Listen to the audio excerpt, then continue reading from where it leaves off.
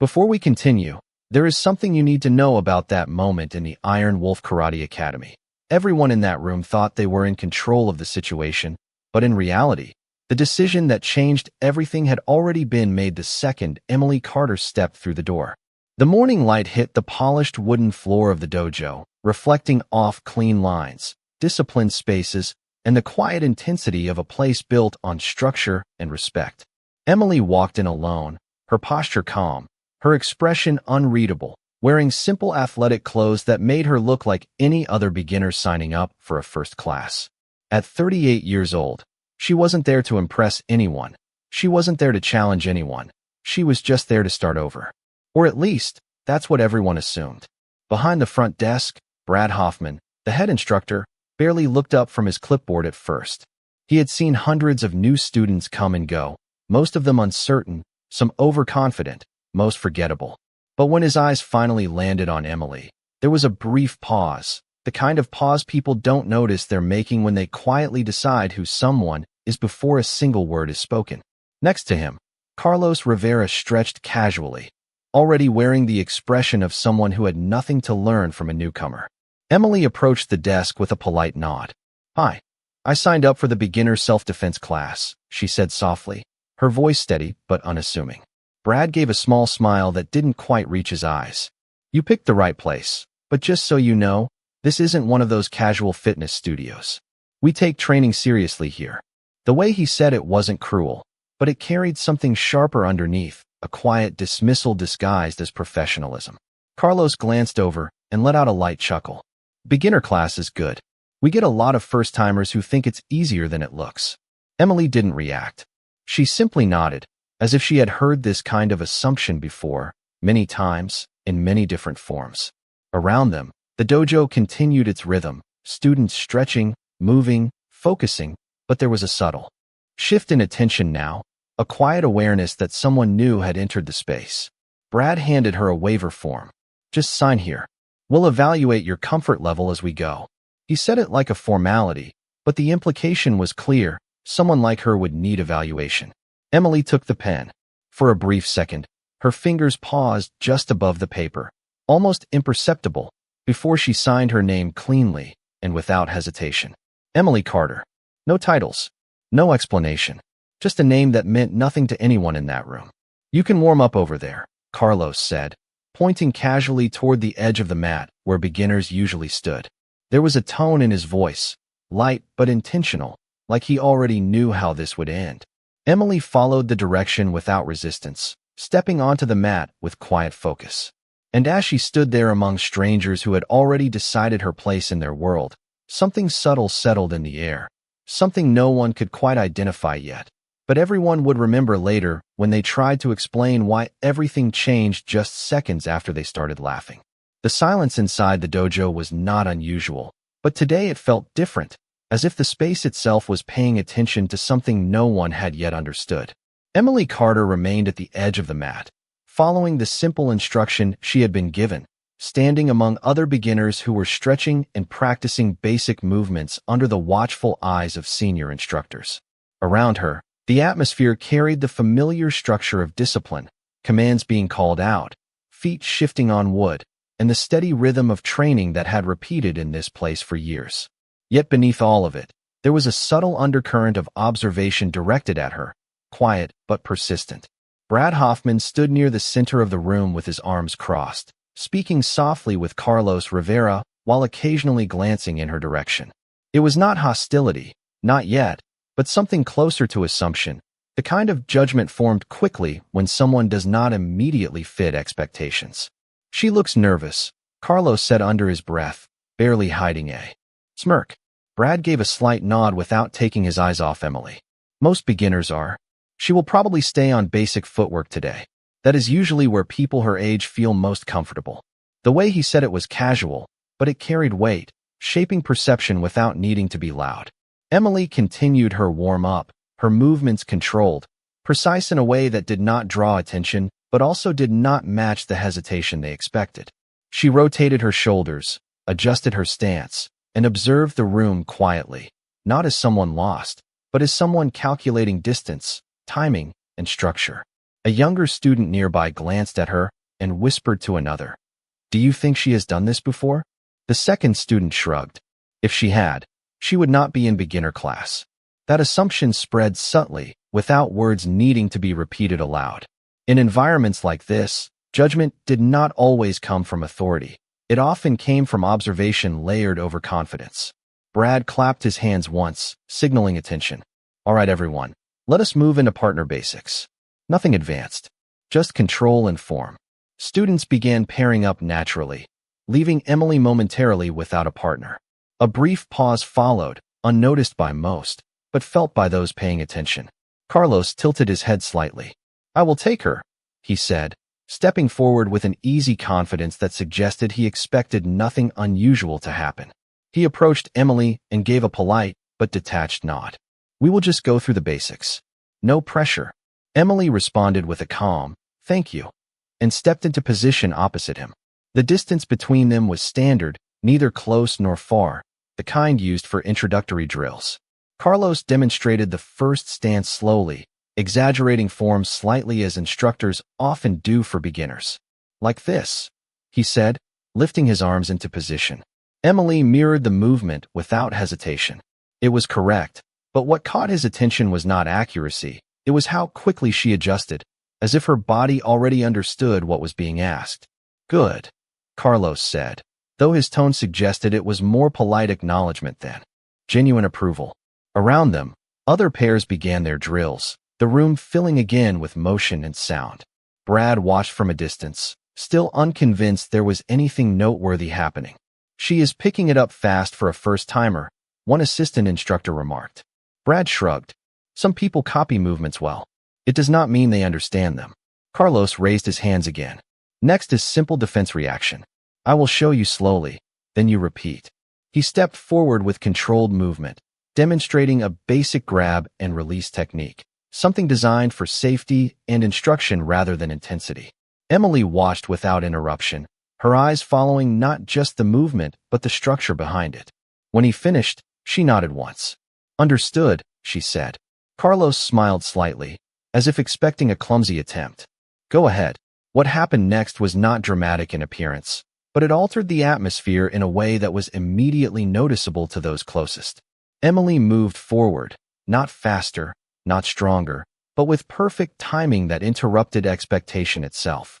The motion was brief, efficient, and entirely controlled, resolving the demonstration in a way that left no room for correction or repetition. For a fraction of a moment, Carlos did not respond, not because he was overwhelmed, but because what he had just experienced did not match what he expected to see from a beginner. The surrounding noise of the dojo continued, but in that small space between them, something had shifted. Brad, observing from across the mat, narrowed his eyes slightly. "Interesting," he muttered, though it was unclear whether he meant skill or coincidence. Emily stepped back into neutral stance as if nothing unusual had occurred, her expression unchanged, her breathing steady. And yet, without anyone fully realizing it yet, the way they looked at her was already beginning to change, just slightly, just enough for doubt to enter where certainty had been before. The atmosphere in the dojo had changed in ways that were not immediately spoken, but quietly understood by those who had been paying attention. After the brief demonstration, Emily Carter had returned to her position at the edge of the mat as if nothing significant had occurred, yet the small circle of students closest to her no longer looked at her with the same dismissive ease. Instead, there was hesitation in their glances, a subtle recalibration of expectations that spread through the group like an unspoken question. Brad Hoffman noticed it as well, though he did not acknowledge it directly. He had spent years in this environment and understood how quickly perception could shift based on a single moment that did not fit the narrative. Still, he remained composed, stepping forward and clapping his hands once to regain control of the class. "All right, let us continue with structured drills," he said in a firm, steady voice that immediately redirected attention back to instruction. Carlos Rivera rolled his shoulders slightly, as if resetting his focus, though his eyes drifted briefly toward Emily before he turned away. "She is precise," Carlos said quietly to Brad as they walked along the mat. Brad responded without looking at him. Precision in a controlled environment is not the same as experience under pressure. Do not let a clean demonstration change your judgment too quickly.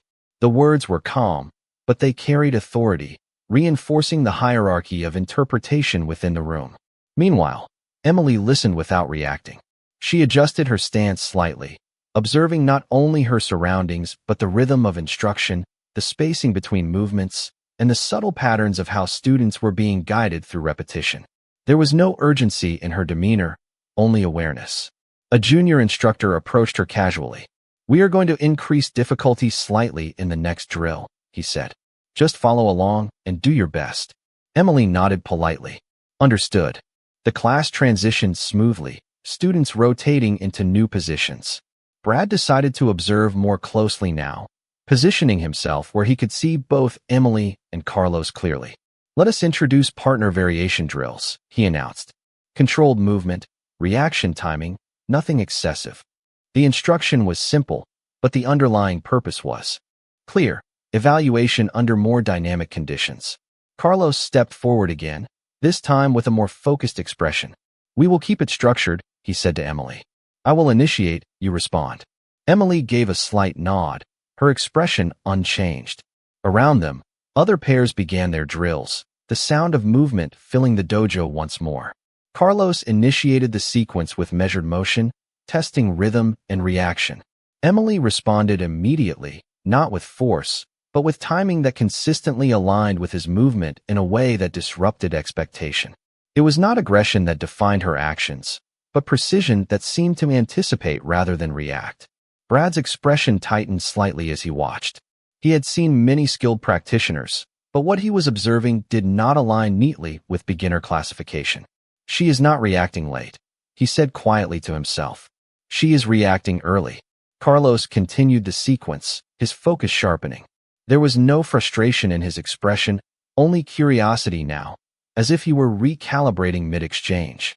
"Again," he said calmly, resetting the drill. Emily responded without hesitation. The exchange remained controlled, but the rhythm between them was no longer simple instruction. It had become observation on both sides. For the first time, Carlos took a half step back and studied her more carefully. "Where did you learn to move like that?" he asked, his tone no longer casual. Emily paused for a brief moment before answering. "I have learned from different instructors over time," she said simply.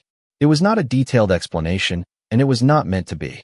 Brad narrowed his eyes slightly from across the mat. "That is a vague answer," he said aloud. Emily turned her head slightly toward him. "It is an accurate one." The simplicity of her response created a pause in the room that lasted just long enough for the silence to be noticed. Students nearby slowed their movements subtly, sensing that the dynamic of the class was shifting into something less predictable. Carlos exhaled slowly and reset his stance. "We will continue," he said, though his tone had shifted from confident instruction to measured. "Assessment." Emily followed without resistance, returning to position with the same calm presence she had maintained from the beginning. But now, the way others looked at her was no longer shaped by assumption alone. Something had entered the space between certainty and doubt, and no one in the dojo could fully ignore it anymore. The rhythm of the dojo had settled into a controlled structure again, but underneath the surface, something had shifted that could no longer be undone. Emily Carter remained in her position with quiet focus, continuing the partner drills as instructed, yet the energy around her was no longer neutral. It was observational, cautious, and in some cases, openly curious. Brad Hoffman stood near the center of the mat with his arms folded, his eyes tracking every exchange involving her. He had not spoken much since the last drill, but his silence carried its own weight, as if he were building a conclusion internally rather than reacting outwardly.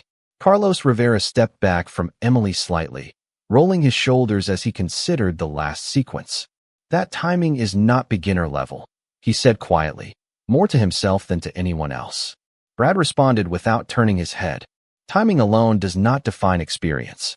Some people have natural coordination. It does not mean they understand structure." Carlos nodded, but his expression suggested he was no longer fully aligned with that interpretation. Around them, the class continued, yet several students were now glancing toward Emily between movements, trying not to be obvious but unable to ignore what they had just witnessed. The instructor in charge of the beginners section noticed the shift as well and adjusted his tone. "Keep your focus," he called out. "Do not overthink what you are seeing. Just follow the drill." But even that instruction acknowledged, indirectly, that something had disrupted the usual flow. Emily, for her part, remained composed. She did not attempt to draw attention, nor did she withdraw from it. She simply continued to move as required, adapting smoothly to each variation introduced. When Carlos approached her again for the next sequence, there was a slight pause. Before he spoke, "We will increase complexity slightly," he said. "Nothing extreme, just layered responses." Emily nodded once. "That is fine." Her voice was steady, without hesitation or pride, which somehow made it more difficult for those watching to interpret her. Carlos initiated the next drill, this time introducing alternating movement patterns meant to test reaction consistency. The expectation in the room was still mild amusement at first, a belief that any uncertainty on her part would quickly become visible. But as the sequence progressed, that expectation began to fade. Emily adapted without visible struggle, maintaining balance and timing in a way that did not draw attention through force, but through efficiency. Brad's expression tightened slightly as he observed from a closer angle now. He had trained enough students to recognize when someone was simply copying versus when someone was operating from internal understanding.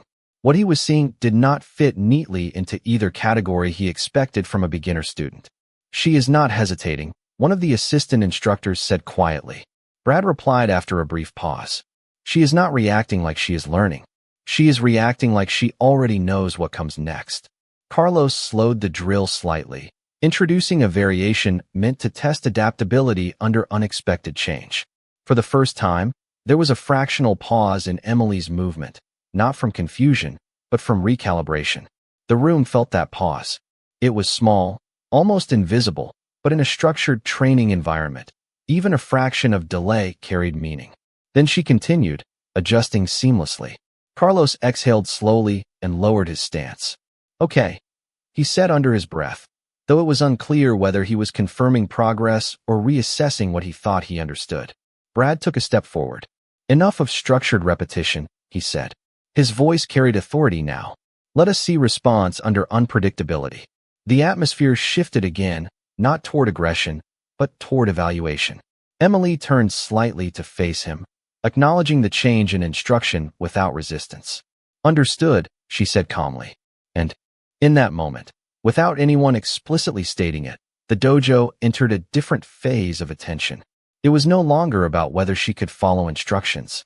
It was about whether what they had assumed about her from the beginning had been correct at all. The instruction had changed, and for the first time since Emily Carter stepped onto the mat, even Brad Hoffman allowed a moment of deliberate silence before speaking again. The dojo no longer felt like a routine training space. It felt like a controlled test environment where assumptions were being challenged in real time.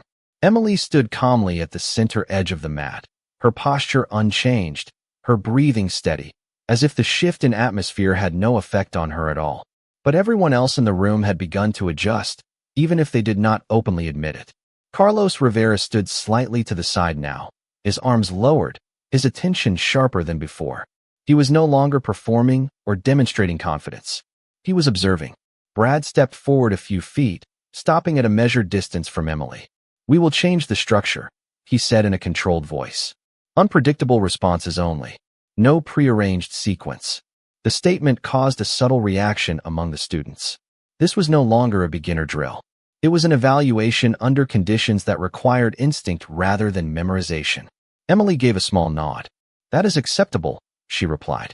Her tone remained even, neither defensive nor uncertain. Carlos exhaled slowly and stepped into position opposite her. There was a brief pause as the room collectively settled into anticipation. The previous light curiosity had now transformed into focused attention. Brad signaled with a slight hand motion. "Begin." Carlos initiated the movement without warning pattern, shifting direction abruptly to test reaction timing. Emily responded instantly, not by matching force or speed, but by adjusting position with controlled precision.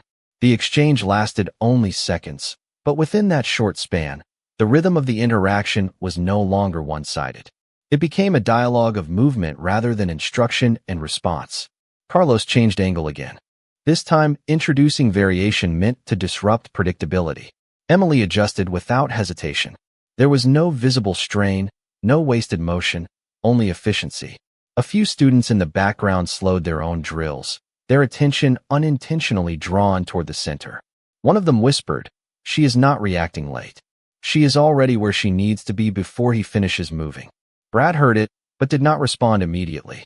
Instead, he narrowed his focus further. Carlos stepped back briefly, resetting his stance. His expression was no longer casual.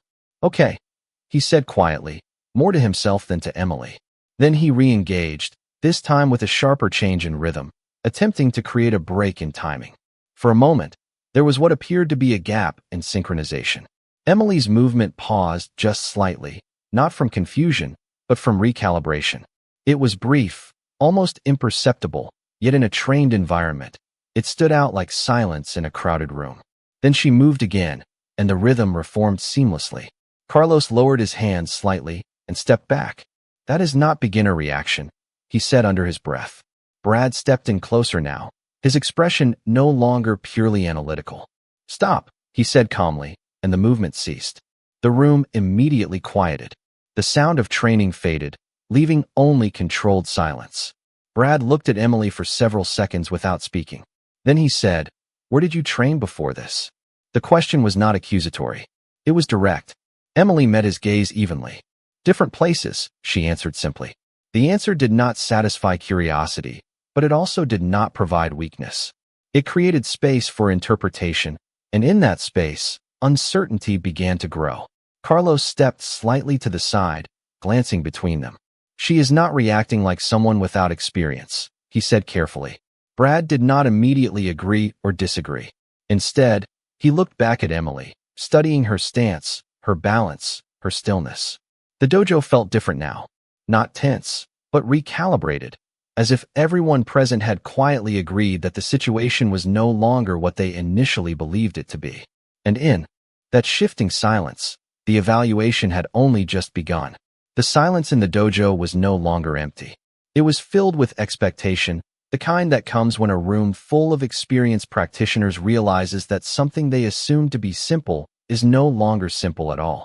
Emily Carter remained still at the edge of the mat, her posture unchanged, her expression calm, as if the shift in attention around her had not altered her internal state in any way. Yet everything around her had changed. Brad Hoffman stood with his arms lowered now, his focus fully on her rather than the class. Carlos Rivera remained a few steps behind, no longer speaking, only observing with a level of attention that suggested reassessment rather than confidence. Brad finally broke the silence with a controlled tone. "We are going to adjust the evaluation," he said. "Not structured drills, not sequences, just adaptive response under changing instruction." A few students exchanged brief glances. This was no longer a beginner environment in practice, even if it was still labeled as such. Emily gave a small nod. "Understood," she said. Her voice remained steady, without hesitation or resistance. Brad gestured slightly. "Carlos, continue." Carlos stepped forward again, but this time his movement was slower, more deliberate. There was no attempt at casual demonstration anymore. It was observation in motion. He initiated a basic action, then changed direction midway, introducing unpredictability. Emily responded without visible delay, adjusting her position in a way that aligned with the change seamlessly. It was not dramatic. It was controlled, efficient, and consistent. Brad watched closely, his eyes narrowing slightly as he tracked each adjustment. "She is not guessing," he said quietly. "She is reading." Carlos heard him, but did not respond immediately. Instead, he increased variation again, this time testing timing under tighter intervals. Emily maintained the same calm presence, her responses matching each shift without excess movement. A junior instructor near the side of the mat lowered his voice to another student. "That is not beginner response time," he said. The other student nodded slowly. "It does not even look like reaction. It looks like anticipation." Brad stepped closer, now within clearer observation range. "Stop for a moment," he said calmly. The movement ceased immediately. The dojo fell into a controlled stillness.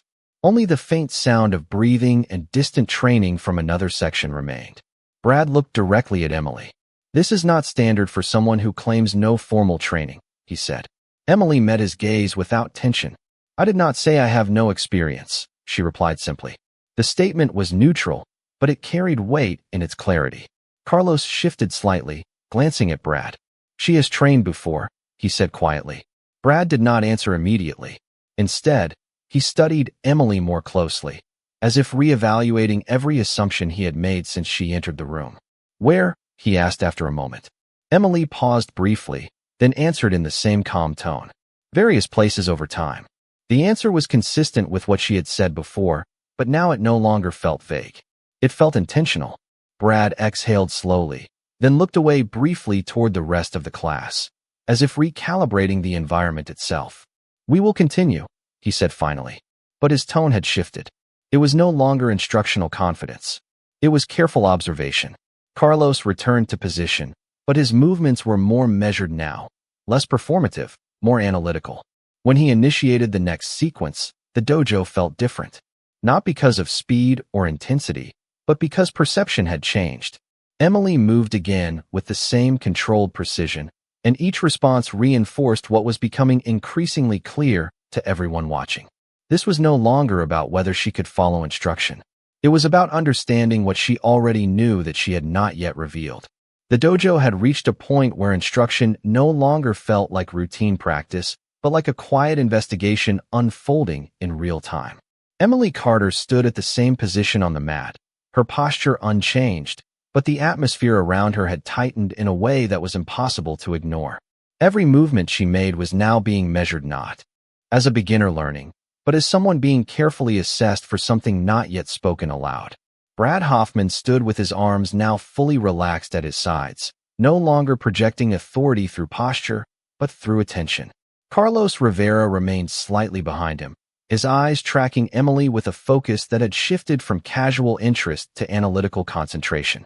The rest of the class continued their drills, but even they were no longer fully immersed. Small pauses between movements, subtle glances, and slowed reactions revealed that curiosity had spread beyond the instructors. Brad finally spoke again, his voice calm but deliberate. We are going to adjust format one final time, he said. No guided response. No structured drill. Just interpretation of movement. A few students stopped briefly before continuing, sensing that this instruction was no longer standard curriculum. Emily gave a slight nod, her expression unchanged. Understood, she said quietly. Carlos stepped forward again, but this time there was no hint of demonstration. He was not teaching. He was testing. He circled slightly, then initiated a movement that had no clear pattern, only intention. Emily responded instantly, not by mirroring, but by positioning herself in alignment with the shift, maintaining balance and control without hesitation. The exchange lasted only moments, but the quality of attention in the room changed again. Brad narrowed his eyes slightly. She is not following, he said under his breath. She is adapting before the action completes. Carlos increased variation again, introducing timing changes that were designed to break rhythm recognition. Emily adjusted without visible strain. There was no urgency in her movement, no excess reaction, only precise alignment with each shift. A junior instructor near the edge of the mat whispered, "That is not learning speed. That is recognition speed." The words were not loud, but they carried across the quiet space more than any command. Brad raised a hand slightly, signaling a pause. Carlos stopped immediately. The dojo fell into controlled silence once again. Brad stepped forward, now standing closer to Emily than before. His expression was no longer dismissive, nor fully confirmatory. It was something in between, a state of reassessment. This is not consistent with entry-level training, he said evenly. Emily met his gaze calmly. I did not come here to perform at entry level, she replied.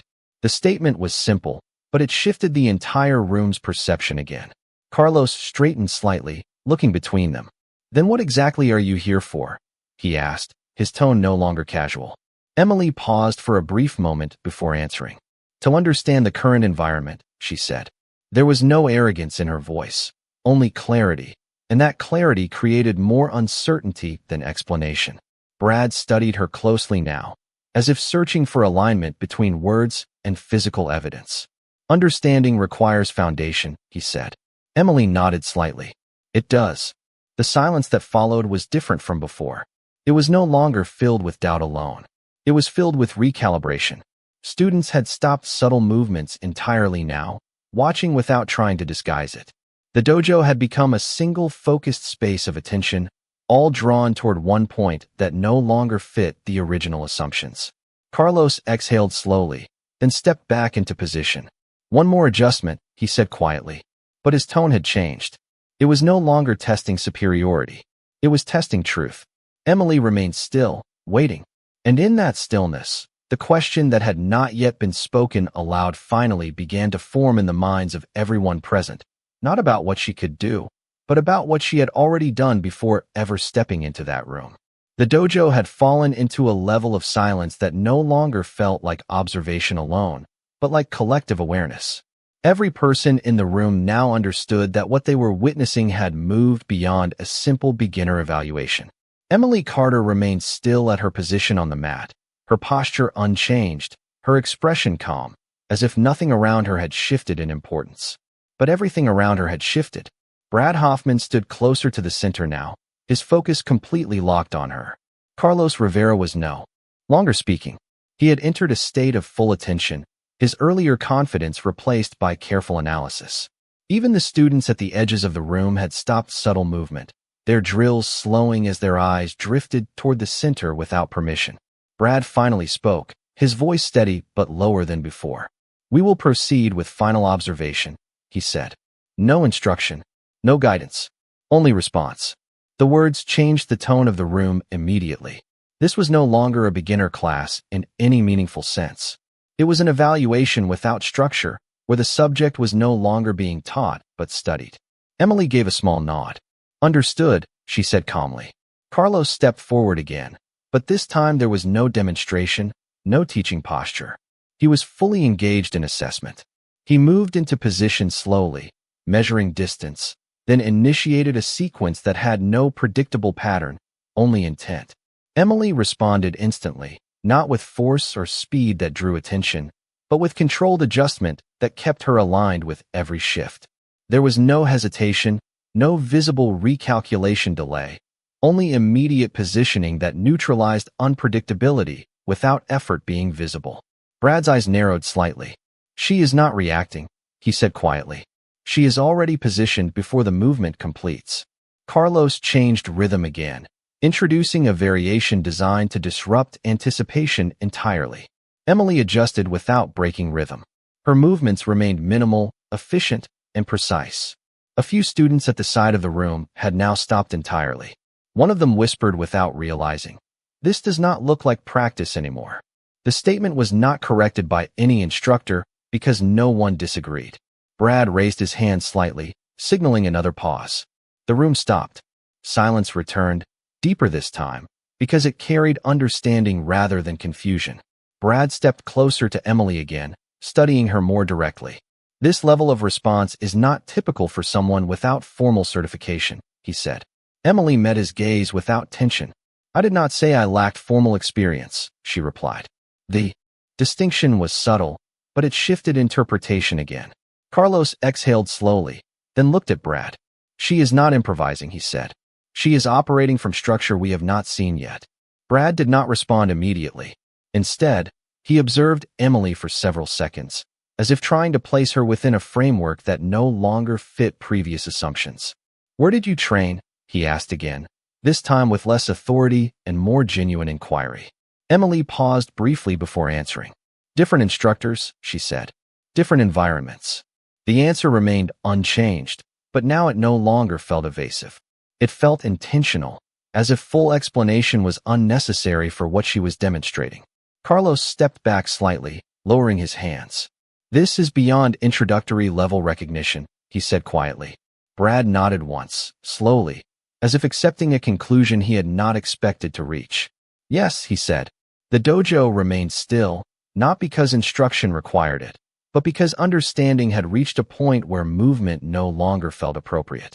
Emily remained in place, calm and composed, as if the evaluation around her had simply confirmed something she already knew. And in that quiet moment, The focus of everyone in the room shifted from what she was doing to who she had been long before anyone had decided to judge her at all. The dojo remained still in a way that no longer resembled a training environment, but instead felt like a space where conclusions were being quietly accepted without being spoken aloud. Emily Carter stood at the center edge of the mat, her posture unchanged, her expression calm, as if nothing that had just unfolded required validation from her perspective. Around her, however, everything had shifted.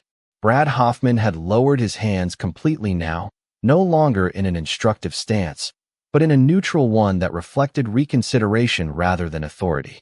Carlos Rivera stood slightly behind him, no longer engaged in demonstration or testing, but in observation that had turned into acknowledgement. Even the students who had once been casually moving through drills now stood with reduced motion, their attention fully drawn to the center of the room. Brad finally broke the silence, his voice quieter than before, no longer carrying the tone of evaluation, but of measured understanding. "We can conclude the assessment," he said. There was no emphasis, no authority in the statement, only recognition that the process had reached its natural end. Carlos glanced toward him briefly, then back at Emily. "That level of response consistency is not beginner-trained," he said quietly.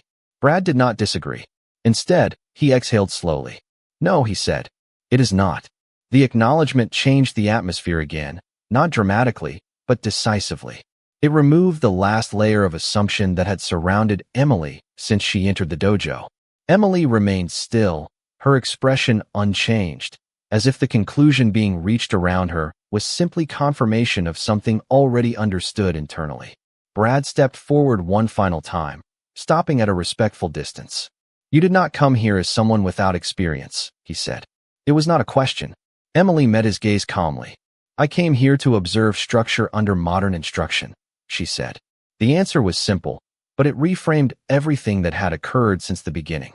Carlos nodded slightly, as if that explanation aligned with what he had begun to suspect earlier.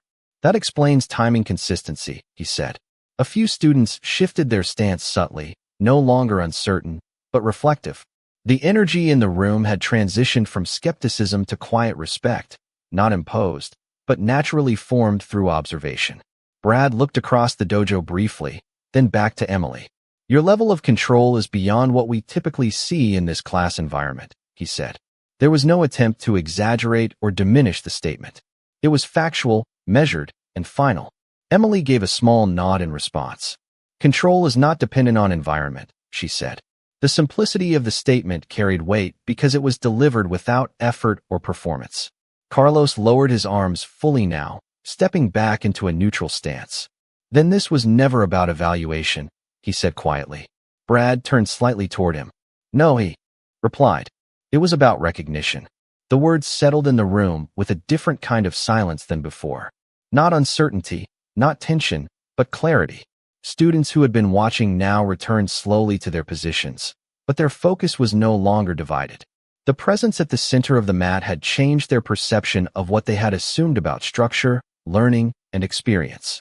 Emily adjusted her stance slightly, as if preparing to step away, but paused briefly as Brad spoke again. "If you choose to continue training here," he said, "it will not be at introductory level." There was no pressure in the statement, only acknowledgement of placement. Emily considered the words briefly, then nodded once. "Understood," she said. And with that single response, the dynamic in the dojo settled into its final state, not as a reversal of expectation, but as a quiet correction of it. What remained was not surprise, but awareness, and an unspoken understanding that what had just been witnessed would not be easily forgotten by anyone in the room.